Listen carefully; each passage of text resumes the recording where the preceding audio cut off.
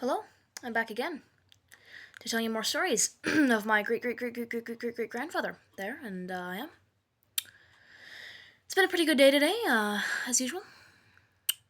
The farm has been overrun with crickets there, and boy, it was quite noisy.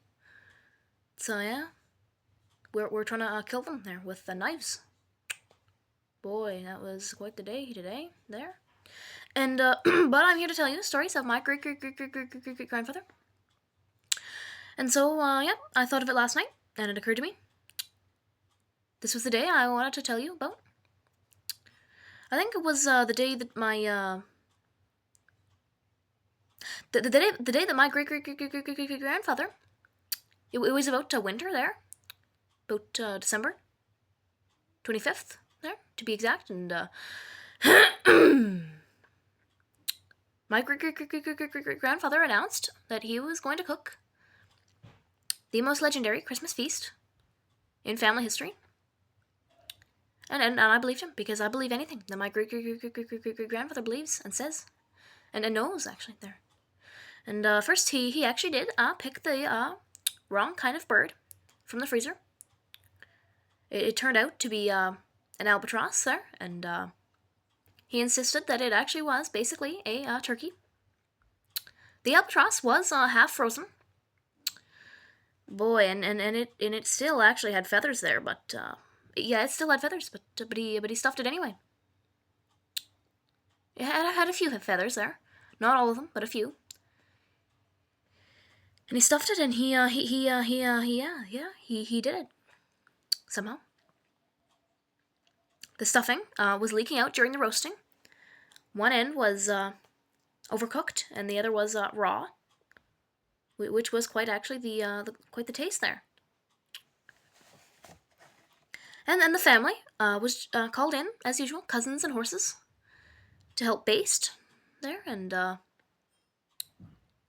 cousins were juggling ladles. The dog and the dogs and the horses there were stealing scraps, and at that point actually the smoke alarm was blaring there, and it was quite chaotic, more chaotic than usual at a Christmas feast there, and the albatross was dragged to the table. Everyone was exhausted before they even started carving it. Yeah, and boy, was that quite a day there, and the first slice there into the turkey, the juice sprayed a lot there, and we got our first taste of the cooked turkey there, half cooked, no, barely cooked, cooked on one end, not cooked on the other turkey, and yeah, boy, whoa, boy, was that quite the day there, boy, oh boy, and my great grandfather insisted. He said that's just it adds extra flavor if you actually do squeeze out most of the juices first. So we did. Believe me, the dogs helped with that there, eagerly, and the horses, and it actually did have quite an interesting taste there. Quite a lot actually of taste. Too much taste, and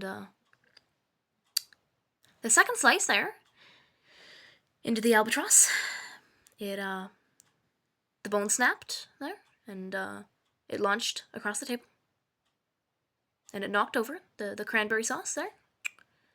Boy, was that the gravy? Then my great grandfather introduced something that he just discovered recently, since last Christmas, and he called it gravy.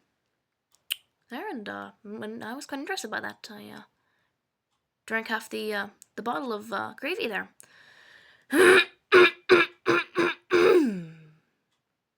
Yeah,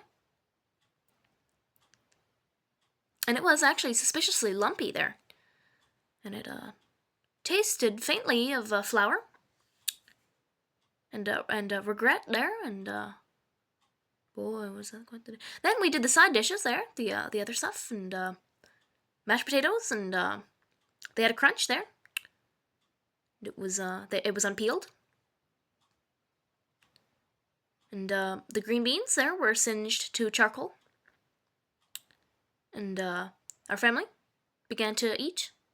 That we tried to eat there, but utensils were bending there, and it was chaos there, chaotic, And no one, though, suggested takeout there because my great-great-great-great-great-great-grandfather had told us to not ever suggest takeout because that was the white man's job. We didn't want to do anything. My great-great-great-great-great-grandfather didn't want to do anything that the white man did there, and so we ate our singed turkey there. Albatross, sorry about that. Boy, I can't really explain the taste to you there, but it had quite the flavor, and it tasted a little bit like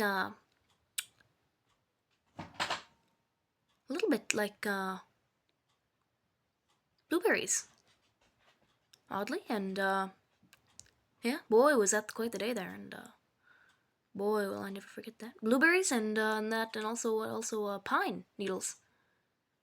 And swampy, and it tasted, actually, it did, actually, now I do find now, the second night I found what it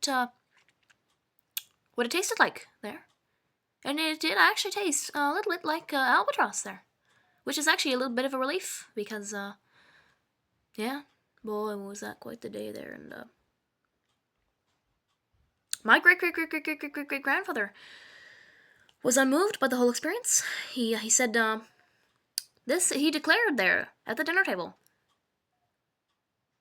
with a mouth full of albatross there. He said, this is actually how real pioneers celebrated Christmas there, and he delivered the moral with sincerity, as he did after every afternoon, day there, because at the end of every afternoon in this farm, believe me, we learned something, especially with my great-great-great-great-great-grandfather around there, and yeah. He said if the feast fails there, it's the oven's fault, and he actually said that the feast this time did not fail. And I believed him, because I believe anything that my great-great-great-great-great-grandfather says and believes and knows. And yeah. Boy, was that quite the day. I think he actually, now that I think about it, he actually did try to surprise his wife, my great-great-great-great-great-grandmother, there with the feast. And when she saw the feast, she started crying there. Enjoyed, I believe, I think. Hopefully, there. She ran away and never saw her again for another couple weeks there, till she came out of the woods. And we were all very glad to see her again. Boy, was that quite the day there, and boy, I'll never forget that day. So that's the end of this story, but whenever I taste albatross to this day, which isn't very often, it's a bit of a special treat there. It always reminds me of my great-great-great-great-great-great-grandfather.